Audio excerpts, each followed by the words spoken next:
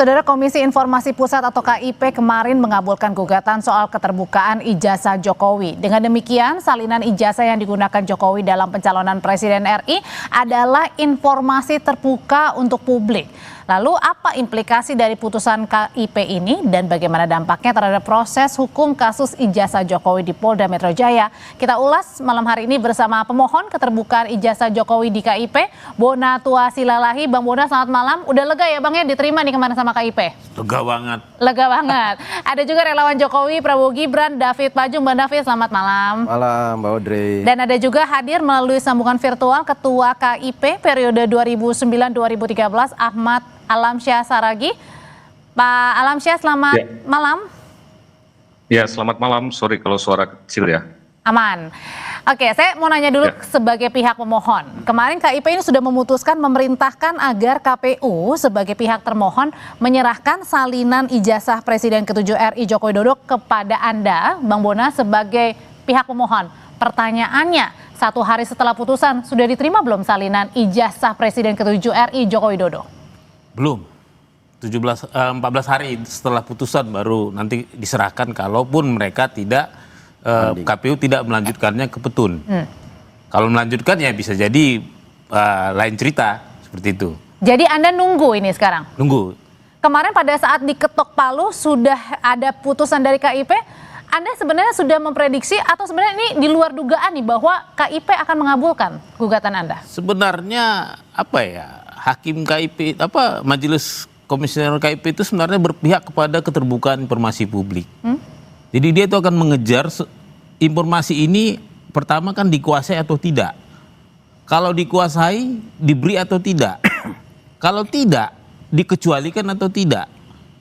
Kalau tidak dikecualikan, ya kenapa ditahan? Dikasih aja. Dari persidangan itu, sepanjang perjalanan kami ada 5 kali pertemuan, itu sama sekali tidak ada indikasi bahwa itu diberikan karena dikecualikan dan terbukti oleh hasil uji konsekuensi memang itu dikecualikan. Misalnya tanda tangan, tidak ada undang-undang yang membilang tanda tangan rahasia. Apalagi tanda tangan itu pejabat publik yang semua orang sudah pada tahu. Jadi itu tidak mengejutkan seperti itu. Dan pada saat Anda sebagai pihak pemohon yang Anda mohonkan adalah untuk keterbukaan poin-poin di dalam ijazah yang kemarin itu sempat tidak terlihat seperti misalnya tanggal, tanda tangan, nomor. Mungkin ada 2 sebenarnya ya. Biar kita terangkan clearkan bahwa yang saya mohonkan ke KPU itu ke KIP itu pertama adalah ijazah tahun 2014. Yang belum dikasih. Terus berita-berita acara verifikasi yang belum dikasih.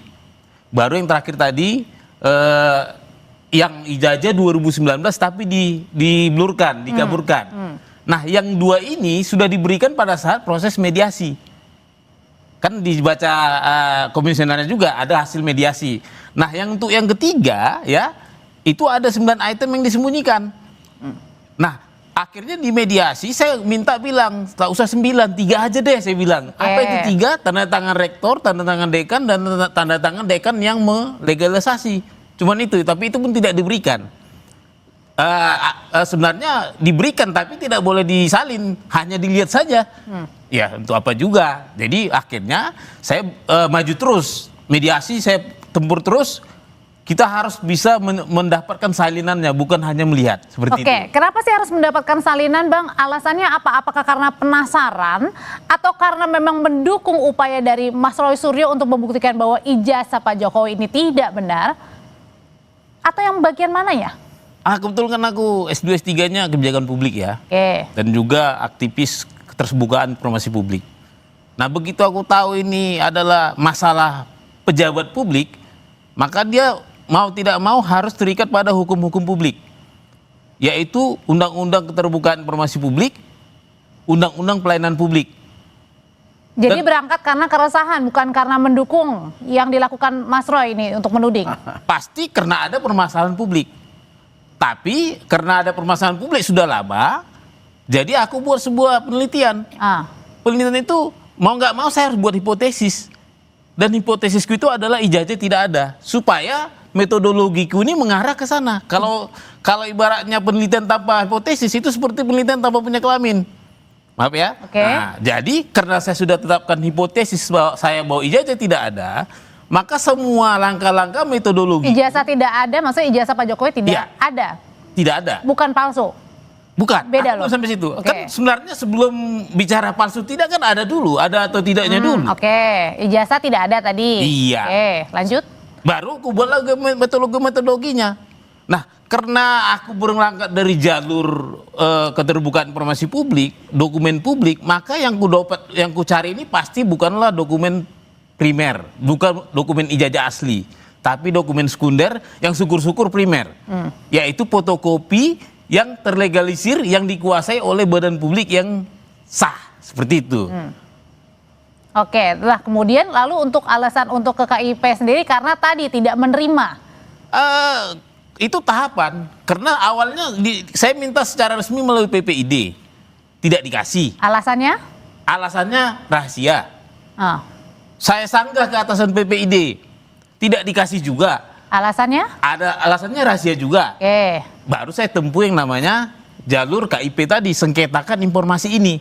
Saya kan menyengketakan informasinya, Oke. bukan orangnya. Oke, Gitu. oke. Kalau gitu saya mau nanya ke Pak Alamsyah sebagai mantan ketua KIP, berarti artinya keputusan yang kemarin sudah diambil diketok palu oleh KIP ini memang benar ya bahwa ijazah seorang Presiden RI atau mantan presiden ini termasuk informasi publik, artinya yang bisa diberikan oleh publik dan terbuka.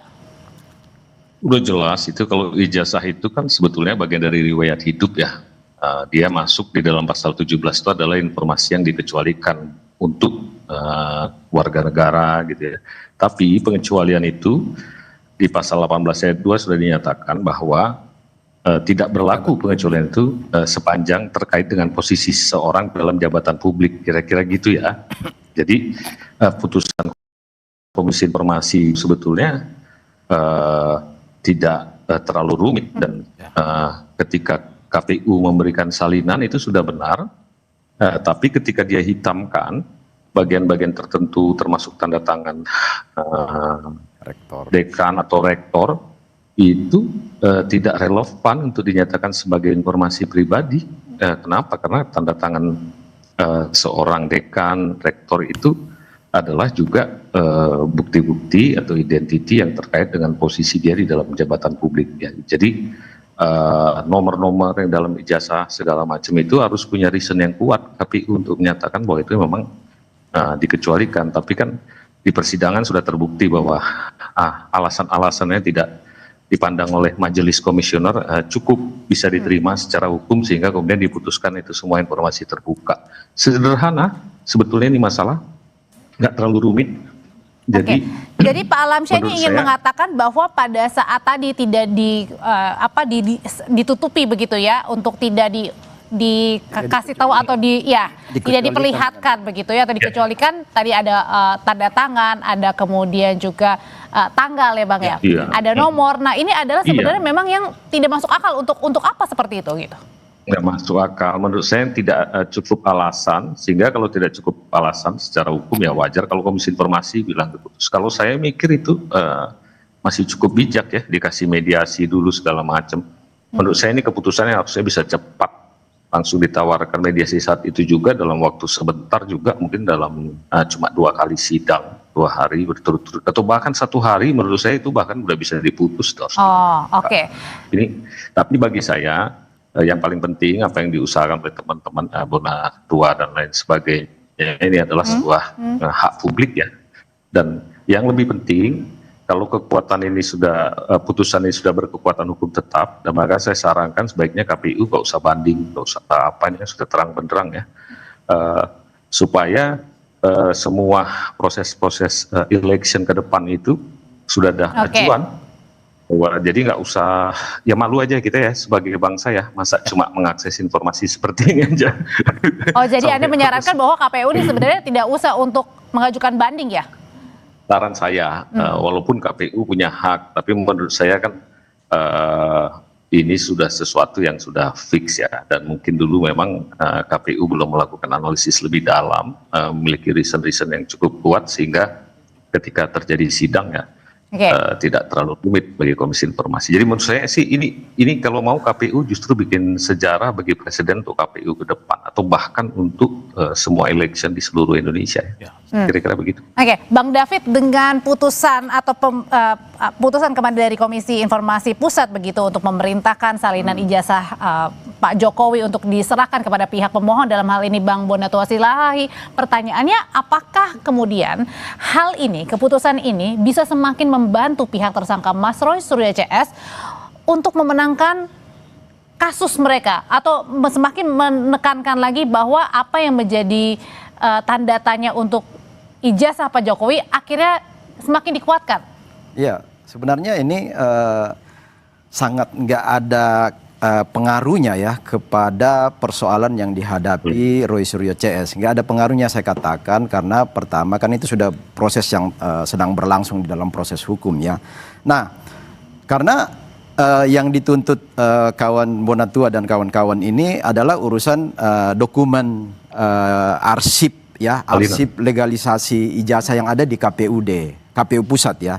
Nah, kalaupun misalnya sekarang diserahkan itu kan nggak ada dampak korelasinya dengan kasus yang ada di apa yang dihadapi Roy Suryo CS. Yang justru saya mau bisa kelihatan nanti. Justru saya mau katakan gini, semakin meyakinkan bahwa mens rea ya, niat jahat ya, dasarnya kenapa misalnya Roy CS menjadi tersangka karena mereka sudah statement bahwa ijazah Pak Jokowi palsu sementara datanya belum dipegang. Kan itu logikanya.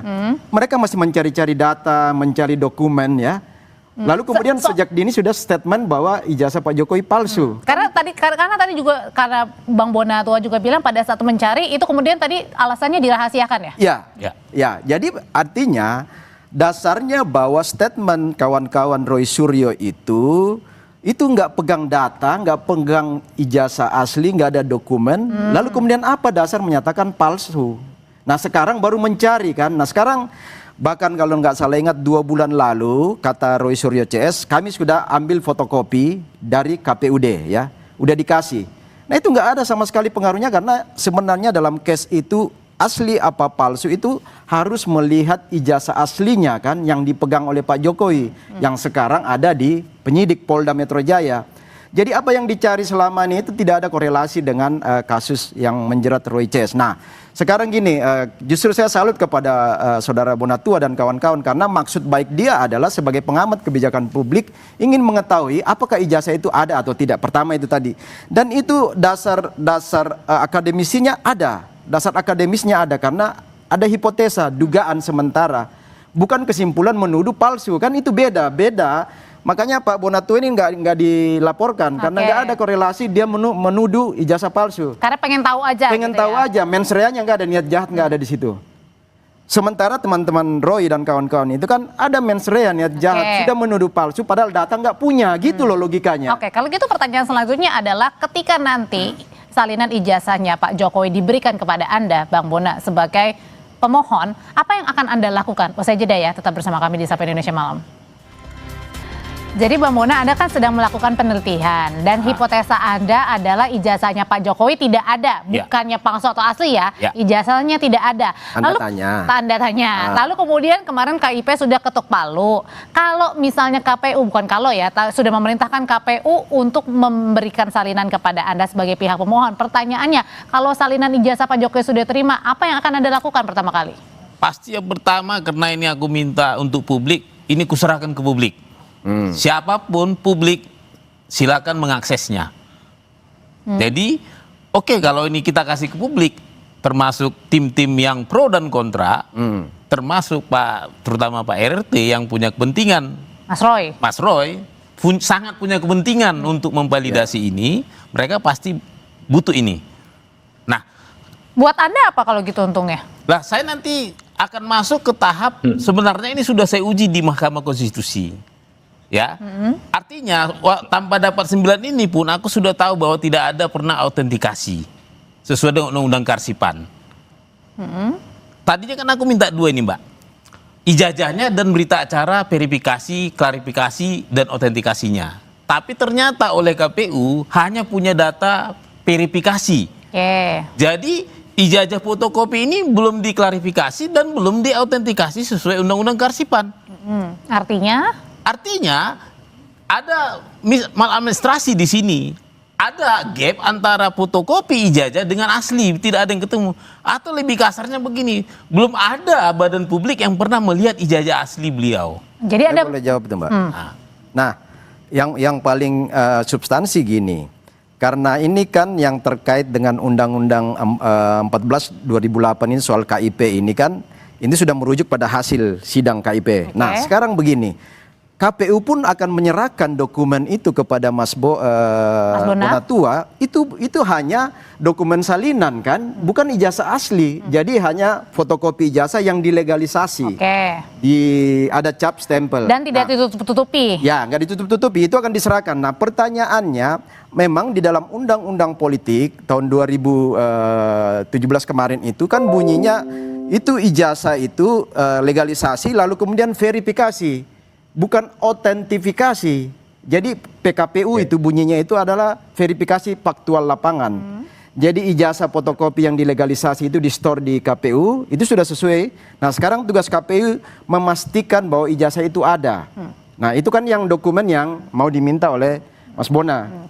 Nah, pertanyaannya adalah apakah ijazah aslinya itu yang ada di Pak Jokowi yang sekarang ada di Polda itu otentik? Asli benar-benar atau enggak? Kan itu pertanyaannya. Nah, itu tidak akan menjawab apa yang menjadi case di KIP karena beliau akan terima nanti hanya dalam bentuk fotokopi dari salinan. Meskipun tadi kata Bang Bona bilang salinan yang diserahkan dari KPU yang sudah dilegalisir juga akan dipersilahkan ketika tersangka dan itu hanya fotokopi legalisasi kan. Nah, sekarang problemnya adalah kalaupun itu nanti dibuka lalu kemudian Mas Roy Suryo CS melihat itu enggak ada dampaknya karena ijazah asli itu ada di penyidik hari ini di Polda. Itu yang harus diuji, bukan yang dari KPU. Jadi maksud saya tadi kenapa saya katakan nggak ada pengaruh sama sekali terhadap kasus palsu atau asli ini nggak ada karena itu juga fotokopi kan, fotokopi yang ada legalisasinya. Mungkin bisa komunikan. Artinya gini. Saya boleh boleh Pak.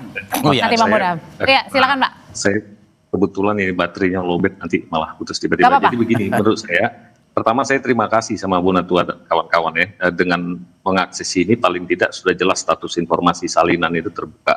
Kedua saya kan lihat juga prosesnya itu juga kemudian kan diminta tahapan-tahapannya sampai verifikasi dan ditemukan bahwa ternyata berdasarkan undang-undang selama ini untuk kasus pendaftaran itu berkaitan dengan ijazah tidak pernah sampai ada autentifikasi. Salah KPU kalau tidak sampai autentifikasi? Ya tidak salah juga KPU. Ya, karena hanya verifikasi bunyinya. Ya, nah tapi ini kan feedback. Ini yang dibilang oleh Bonatua tadi bahwa sebetulnya ini ada manfaat publik. Bahwa ke depan dia harus perbaiki. Ini presiden yang kita tanggung jawab. Saya nggak menuduh bahwa itu pasti palsu ya, tidak. Sama sekali saya tidak memiliki pretensi apapun tentang keaslian karena tidak sampai tahap autentifikasi.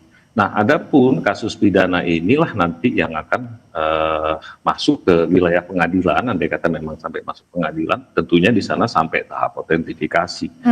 Nah, kalau itu sudah hal yang lain ya, menurut saya kita lihat aja nanti ya, mungkin Mas Andi dan kawan-kawan bagaimana proses di peradilan itu. Saya juga no opinion loh untuk mengatakan pasti ini palsu atau apa. Menduga aja saya merasa tidak punya cukup reason untuk menduga.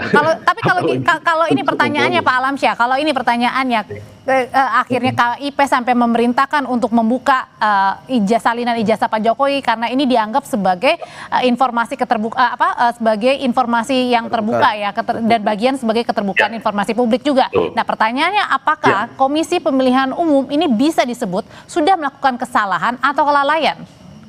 Namanya kalau hukuman itu kan ya namanya, walaupun tidak menghukum kayak pidana, kalau sampai sesuatu itu sengketa diputus di Komisi Informasi karena beralasan, maka ya berarti ada kesalahan.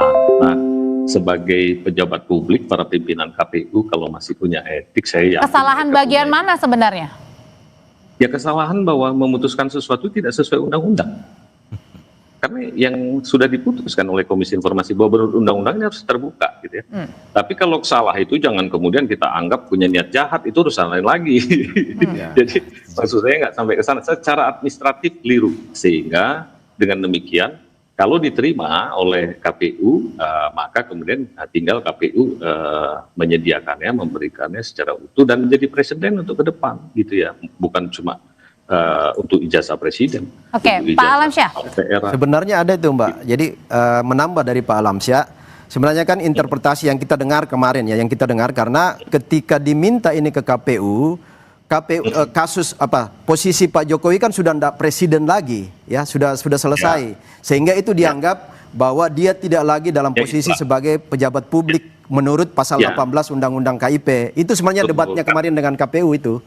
Ya, katakanlah KPU berpandangan begitu, dia punya tafsir lain, maka telah diputus oleh Komisi Informasi. Ini kasarnya istilah tafsirmu salah, karena kami yang punya berwenang untuk menafsirkan.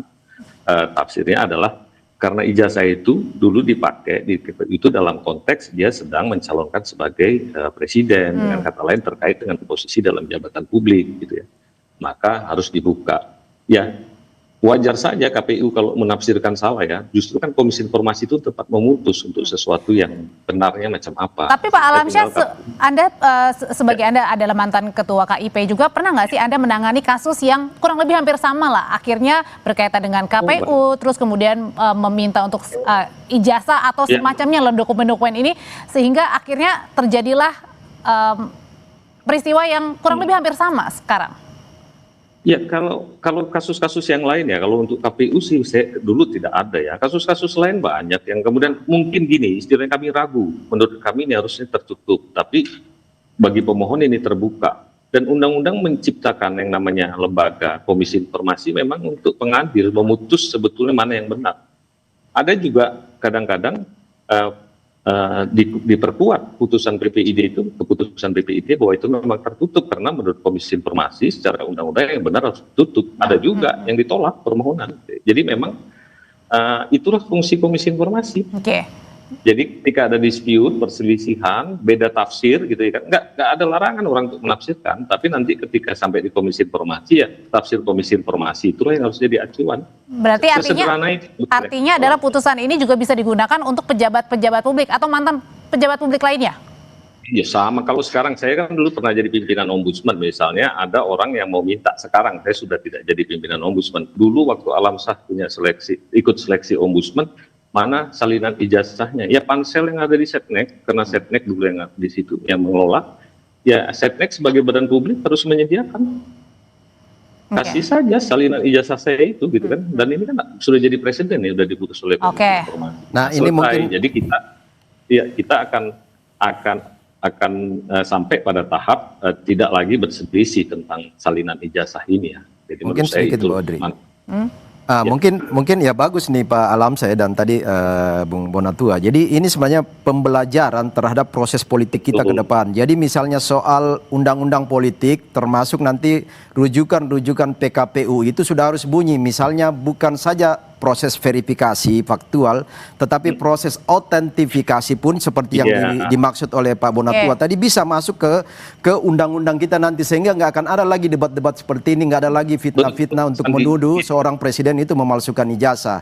Itu penting sebenarnya. Ini poin penting dari proses keterbukaan informasi publik ini. Oke, kalau gitu Bang Bonatua sebenarnya balik lagi ke pertanyaan awal. Kalau misalnya sudah diberikan, apa yang akan Anda lakukan? Anda dulu deh. Ya. Baik, terima kasih. Jadi yang saya peroleh itu data paling tidak data sekunder. Di atasnya ada primer dan ada asli. Jadi ini semua punya level analisis yang berbeda. Saya kurang sepakat juga dengan Bang David tadi. Kalau saya dapat data sekunder fotokopi bukan berarti tidak bisa dianalisis. Kita bisa analisis PON, kita bisa analisis tanda tangan, ya kan? Kita bisa analisis itu nama-nama yang ada informasi yang di dalam itu kita bisa analisis. Maksudnya adalah Anda mencocokkan benar atau enggak? Kalau perlu Anda telepon ke yang bersangkutan gitu. Terus misalnya ini sederhana saja, analisis sederhana, analisis legalisir ya. Itu kan saya punya 5 spesimen tanda tangan dekan yang melegalisir berbeda-beda. Ada 3 itu yang legalisir saja. Itu kan bisa di cross check dengan orang-orang yang melegalisir di tahun yang sama, tanggal yang sama bila perlu. Sama nggak spesimennya? Untuk apa itu kemudian? Kalau ya, identifikasi apakah ijazahnya asli apa fotokopinya, apakah fotokopinya asli atau tidak? Itu lagi nih bermasalah. Oke.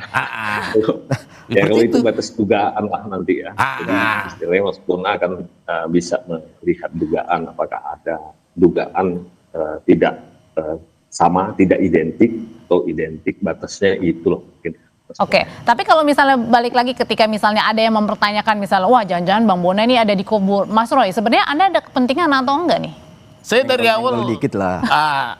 apa ya, mungkin di TV ini juga ya, Kompas ya waktu itu. Saya ceritakan gamblang awal saya pertemuan dengan beliau. Saya baru kenal beliau itu November, pertengahan Agustus, Mas Roy. Awal September saya ketemu dengan Bang Rismon, dan pertengahan November saya ketemu Bu Tifa, Dr. Tifa. Oh ini menjadi TSK semua? Iya, artinya kami ini satu pihak, satu sisi di dalam hal penelitian ilmiah. Karena mereka mengakui sebagai peneliti, saya peneliti, tentu kami sama dong. Berbeda dengan Bang David dan kawan-kawan. Kan tidak ada yang peneliti. Seandainya tadi mereka juga bilang peneliti, saya kan ketemu mereka juga. Kami kan akan berkolaborasi data. Sesama peneliti itu biasanya paling nyambung tuh kalau bicara data. Masalah analisis bisa beda-beda. Masalah kesimpulan lagi pasti berbeda. Nah, kami ini berkepentingan dalam data. Artinya kepentingan saya jelas di sini penelitian. Walaupun terus terang kita kan manusia ini kan hidup di sana ini kan banyak entitas. Entitas saya dalam hal ini adalah sebagai peneliti. Makanya tadi saya bilang saya masih lebih memberi apresiasi pada Bang Bonatua ini karena memang tahapan-tahapan nilai-nilai akademis itu sebagai peneliti itu clear ya. Ada hipotesa itu kan dugaan awal. Meskipun tadi ketemu juga dengan para ya, itu ketemu pada titik berikut. Kemudian ada variabel-variabel. Kan kalau dalam penelitian itu ada hipotesa, HO-nya apa, HA-nya apa. Variabel independennya apa, variabel dependennya apa, variabel yang mempengaruhi secara bebas itu apa. Kan itu semua. Nah, teman-teman Roy Case kan tidak melakukan hal-hal itu, langsung nuduh. Padahal terbukti bahwa setelah menuduh bahwa ijazah Pak Jokowi palsu baru mencari dokumen ke KPU. Kan itu yang terjadi kemarin. Ketika kami juga debat di sini bersama Mas Roy Suryo, dia baru mengatakan saya sudah dapat ini dari KPU. Padahal kan dia sudah dilaporin karena kesimpulan di depan baru data di belakang. Nah, kalau Mas Bonatua dugaan awal hipotesa di depan, mencari data sebelum mengatakan ini ada atau tidak ijazah, kan itu problem. Jadi beda, sangat berbeda, sehingga saya katakan saya masih lebih memberi apresiasi kepada Bung Bonatua karena tahapan itu clear. Dan putusan KIP juga ini tidak memengaruhi kasus. Tidak ada pengaruh karena keputusan KIP pasal 46 itu hanya dua, yaitu sebuah dokumen itu dikecualikan atau tidak dikecualikan. Artinya kalau tidak dikecualikan berarti publik bisa mengakses. Kan hanya itu dua keputusan KIP. Menurut pasal 46 Undang-Undang 14 2008, dan itu yang terjadi pada gugatan beliau disetujui, dan memang nggak ada pengaruhnya karena ijazah asli itu ada pada Pak Jokowi dan sekarang ada di Polda. Dan nanti masih ditunggu berarti 14 hari ya, tergantung dari KPU membanding atau enggak ya. Bang Bona terima kasih, Bang David terima kasih, sebelumnya ada Pak Alam Syah Saragi juga terima kasih, selamat malam. Terima kasih.